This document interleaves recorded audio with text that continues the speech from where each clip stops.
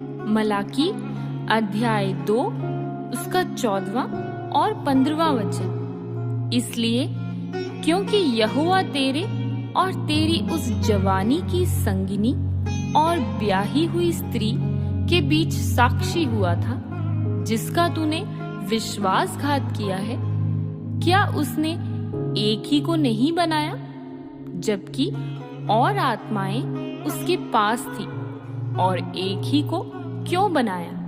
इसलिए कि वह परमेश्वर के योग्य संतान चाहता है। इसलिए तुम अपनी आत्मा के विषय में चौकस रहो, और तुम में से कोई अपनी जवानी की स्त्री से विश्वासघात ना करे।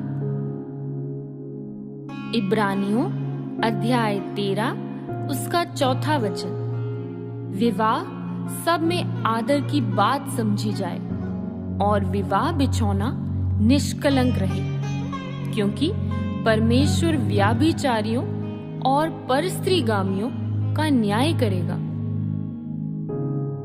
पहला पत्रस अध्याय 3 1 से 7। हे पत्नियों, तुम भी अपने पति के अधीन रहो, इसलिए कि यदि इनमें से कोई ऐसे हो जो वचन को ना मानते हो, तो भी तुम्हारे भय सहित पवित्र चाल चलन को देखकर बिना वचन के अपनी अपनी पत्नी के चाल चलन के द्वारा खिंच जाएं, और तुम्हारा श्रृंगार दिखावटी ना हो, अर्थात बाल गूंथने और सोने के गहने या भांति भांति के कपड़े पहनना, वरन तुम्हारा छिपा हुआ और गुप्त मनुष्यत्व नम्रता और मन की दीनता की अविनाशी सजावट से सुसज्जित रहे, क्योंकि परमेश्वर की दृष्टि में इसका मूल्य बड़ा है।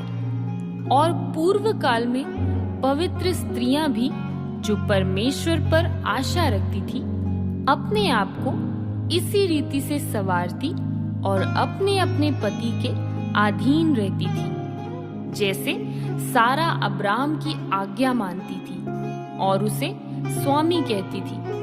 अतः तुम भी यदि भलाई करो और किसी प्रकार के भय से भयभीत ना हो, तो उसकी बेटियां ठहरोगी। वैसे ही हे पतियों, तुम भी बुद्धिमानी से पत्नियों के साथ जीवन निर्वाह करो, और स्त्री को निर्बल पात्र जानकर उसका आदर करो, ये समझकर कि हम दोनों जीवन के वरदान के वारिस हैं, जिससे तुम्हारी प्रार्थनाएं रुक न जाएं। तीतुस अध्याय 2 उसका 2 से 5। अर्थात वृद्ध पुरुष सचेत और गंभीर और संयमी हो, और उनका विश्वास और प्रेम और धीरज पक्का हो। इसी प्रकार बूढ़ी स्त्रियों का चाल चलन भक्ति युक्त लोगों के समान हो। वे दोष लगाने वाली और पियक्कड़ नहीं, पर अच्छी बातें सिखाने वाली हों, ताकि वे जवान स्त्रियों को चेतावनी देती रहें कि अपने पतियों और बच्चों से प्रेम रखें, और संयमी, पतिव्रता, घर का कारोबार करने वाली, भली और अपने अपने पति के अधीन रहने वाली हो, ताकि परमेश्वर के वचन की निंदा ना होने पाए। मती अध्याय 5 उसका 32वां वचन। परंतु मैं तुमसे ये कहता हूँ कि जो कोई अपनी पत्नी को व्यभिचार के सिवा किसी और कारण से तलाक दे, तो वह उससे व्यभिचार करवाता है, और जो कोई उस त्यागी हुई से विवाह करे, वह व्यभिचार करता है। पहला कुरिन्थियों अध्याय 7 उसका 2 से 5। परंतु व्यभिचार के डर से हरेक पुरुष की पत्नी और हरेक स्त्री का पति हो। पति अपनी पत्नी का हक पूरा करे, और वैसे ही पत्नी भी अपने पति का। पत्नी को अपनी देह पर अधिकार नहीं, पर उसके पति का अधिकार है, वैसे ही पति को भी अपनी देह पर अधिकार नहीं, परंतु पत्नी को।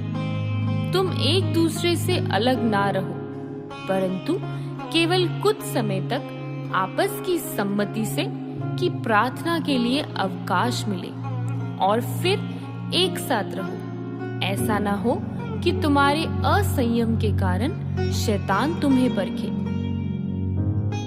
कुलुस्सियों अध्याय 3 उसका 18वां और 19वां वचन। हे पत्नियों, जैसा प्रभु में उचित है वैसा ही अपने अपने पति के अधीन रहो। हे पतियों, अपनी अपनी पत्नी से प्रेम रखो और उनसे कठोरता ना करो। पहला कुरिन्थियों अध्याय 7 उसका 10 से 14। जिनका विवाह हो गया है उनको मैं नहीं वरन प्रभु आज्ञा देता है कि पत्नी अपने पति से अलग ना हो, और यदि अलग भी हो जाए तो बिना दूसरा विवाह किए रहे, या अपने पति से फिर मेल कर ले, और ना पति अपनी पत्नी को छोड़े। दूसरों से प्रभु नहीं परंतु मैं ही कहता हूँ।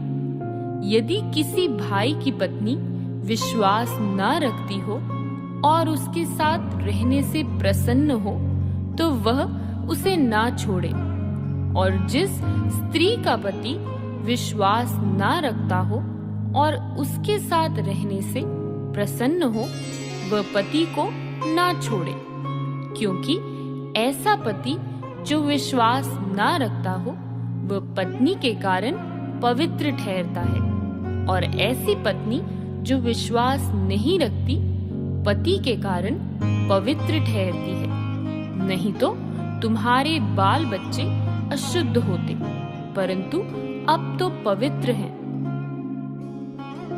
पहला पत्रस अध्याय 4 उसका 8वां वचन। सब में श्रेष्ठ बात यह है कि एक दूसरे से अधिक प्रेम रखो, क्योंकि प्रेम अनेक पापों को ढांप देता है।